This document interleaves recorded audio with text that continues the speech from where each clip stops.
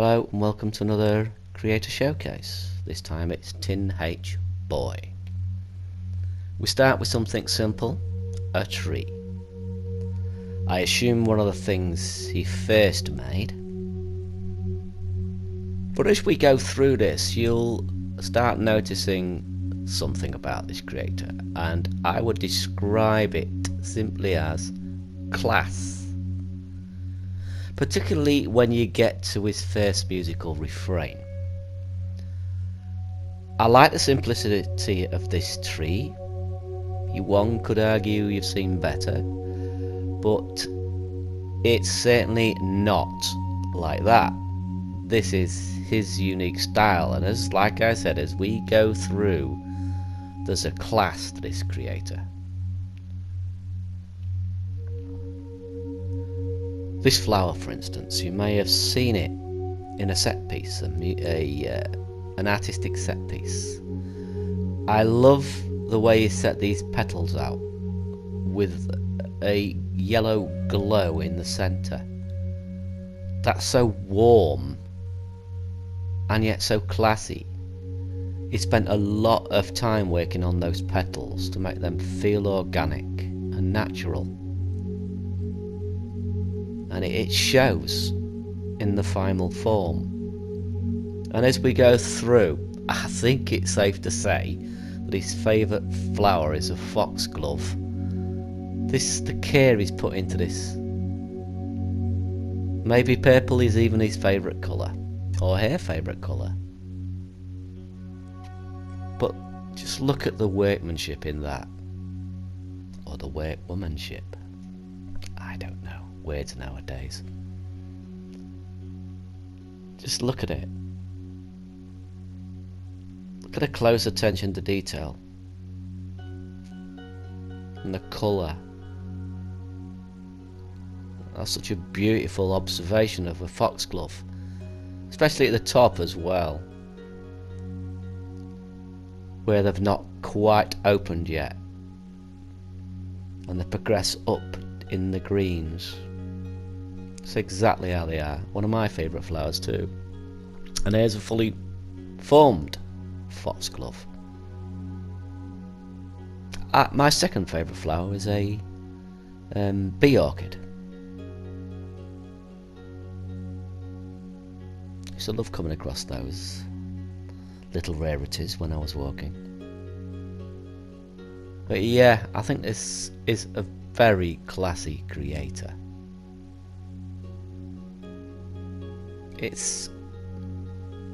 I'll let you decide. I'd let you decide when we get past the sculptures. But that is his only what you would consider sort of inorganic sculpt, which is a sword. And it's a very well made sword, but there's that organicness about the handle and the hilt. It's not what you ordinarily would associate with something like a sword, is it? It's very fussy. I suppose something along the lines of Japanese RPG style that infuses his work. You'll see that on seeing the first character. Very nice work. And he also creates skies. I liked this sky. This is the high thermo version. He's got a low thermo version too. There's no point in showing both. They look identical. But he's got a low thermo version of this. And it's fantastic. The colours is used. And the fact you're inside the sky and not looking at the sky, I thought was a fantastic way of presenting it. I love those deep reds and those oranges shining through. I thought that was a marvellous sky. But again, it shines through. There's a style here, there's a class. I mean, you may not agree, but I think later on you may agree, there's something about his work. A couple of things in here he's collaborated on. Funnily enough, it's the music. I originally thought it would be the artwork, but it's actually the music. And here's a silly little character he created. A relaxed, leaning back, potato man. But the reason I say Japanese is look at that smile. That's why I'm honing in on that smile. That's a very Japanese way of doing a smile, isn't it? A little hat. Very nice. This is such a great creator, and I hope a lot of you follow this creator after watching this. There's a lot of things going to be coming from this creator. I know it. And this is the character that put me in mind of Japanese RPGs. That's very simple, but the pointy feet. The pointy feet are an interesting choice. I liked the simplicity of the design, and yet it's got character. It's maybe a droid, an android, or a robot, not exactly human. You can see through this crack in its skull at what I would assume is the brain. And here's the refrain. Sunny Shore. This, out of everything I've seen, sums him up. And heard.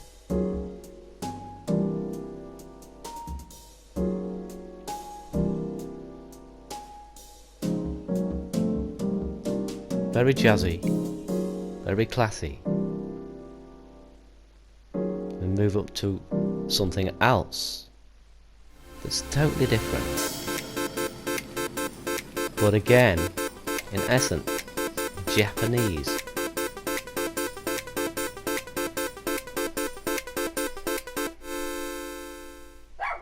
Nani?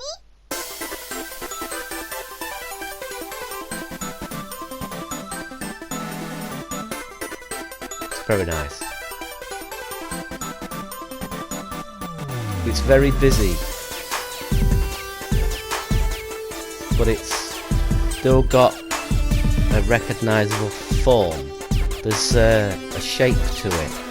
There's a feeling to it. It reminds me of when I used to play Japanese RPGs all the time back in the day. All I ever used to play. Maybe walking into a city for the very first time. Or even the startup screen.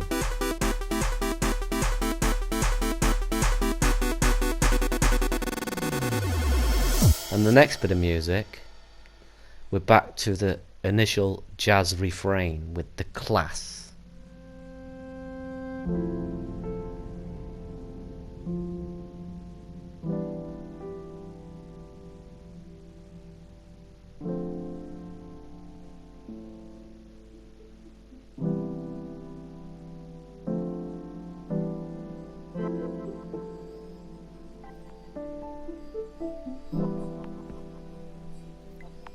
Isn't that just beautiful?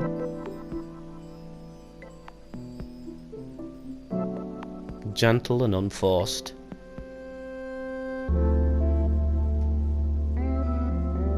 It puts me in mind of when I went to London and I visited a very expensive hotel with carpet that was an inch thick. And I sat there listening to a black pianist playing music on a piano.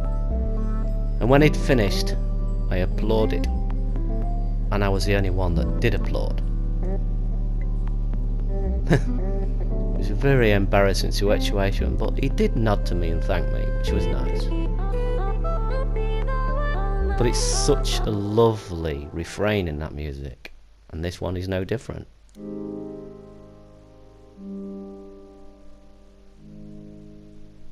I'll let this play a little longer.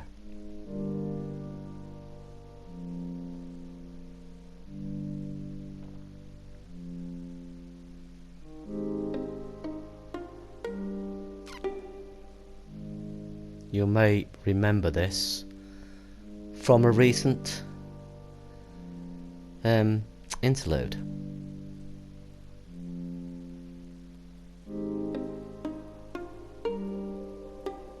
I tried to capture that Japanese culture and the relaxed nature of the music.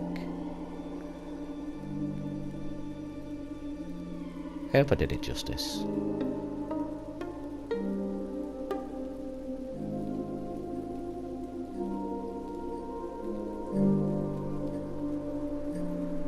This is just a lovely piece of music to use in your games.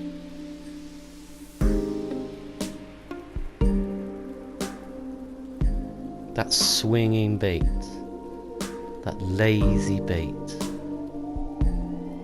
and that single note rising,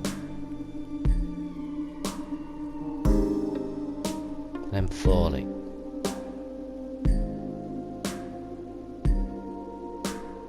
I love this.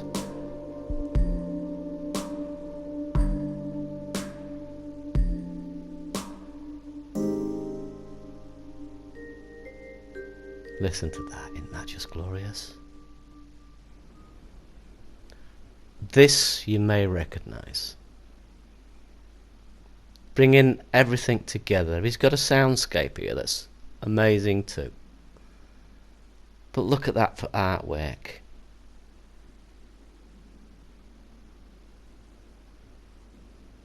Somebody once described that when I shared it on my channel a while ago as freaky. I fail to see what's freaky about it. It's very zen to me. And a chakra, the eye in the forehead, the third eye. I find it enlightening. But there's those colours again that you see throughout this person's work, set off against a very beautiful sky blue and white clouds. Amazing work, amazing. And then we move on to the things he's collaborated on. Fluxus. It said music in the collaboration when I checked, but look at these games. I would imagine that he collaborated on them because it fitted in with his ideas.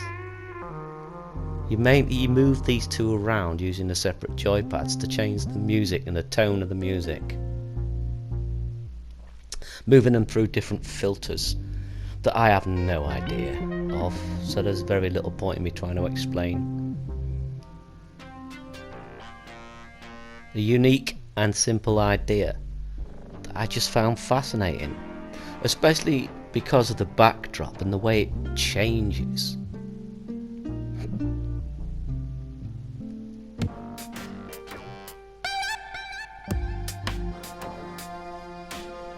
But there's that jazzy music again. I can see this person sat at a bar. I can imagine this person has been a globetrotter, has visited many places in the world. And this music has also appeared in one of my interludes. Never got anywhere near as many views as it deserves. Not for me, but for the singer and the music. It's a simple idea. You pluck the leaves as each one lights up. It changes the tone. Simple but beautiful. And even though he may not have done the art to this, he's chosen it because it fits in with that class I keep speaking of. He has a class, or she has a class. They have a class.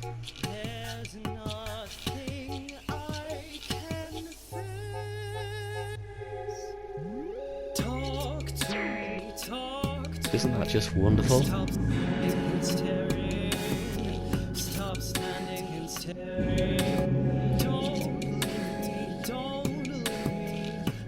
Then we move on to the first experience that you would consider a game. Now, it took me a bit of time to get used to the controls, but look at those effects. This creator's been working on this for quite some time, because I recall seeing this a long time ago on Made in Dreams. But the aesthetic, it's just reminds me, it just feels Japanese. Everything I'm looking at from this creator feels Japanese. They either are Japanese or they love the Japanese culture. One or the other. As I do. And my son does too.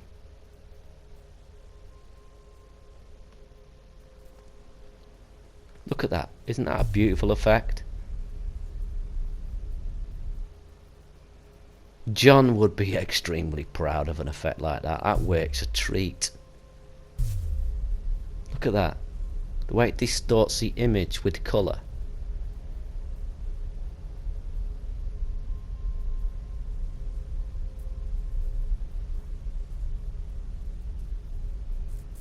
I can't wait to see what this person does with these characters. The very last character, I couldn't find it as a standalone character.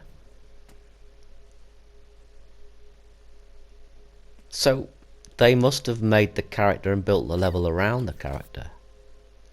Yes, I died. Twice. You know what I'm like.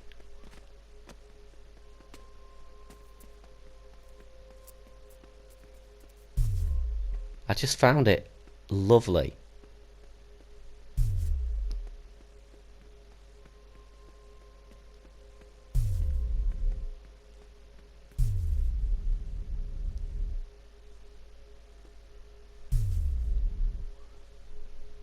It's those little effects, look. Those little effects that make all the difference. And this character I could not find anywhere. But there's the sword, look. There's the sword we saw made earlier on. The sculpt. I want to play this game. There's his trees. Do you see how they now fit in with this environment?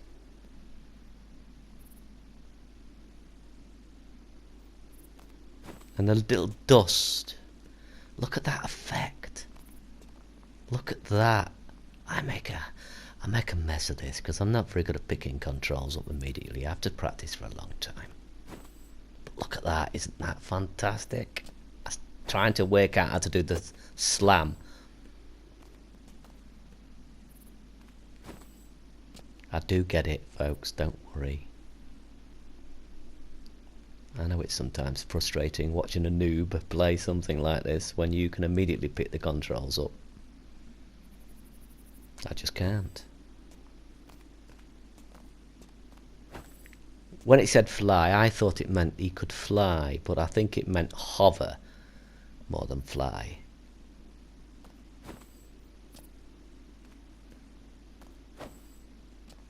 But this is a creator you simply must follow.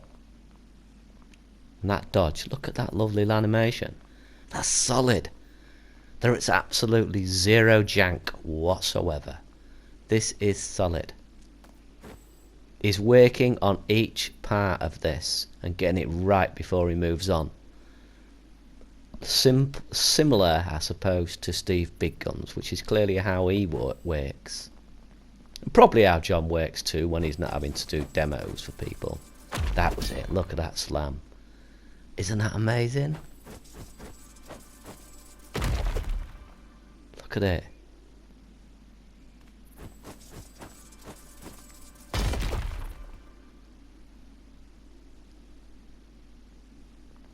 Presumably, they could represent enemies. Look at that artwork. Those strokes.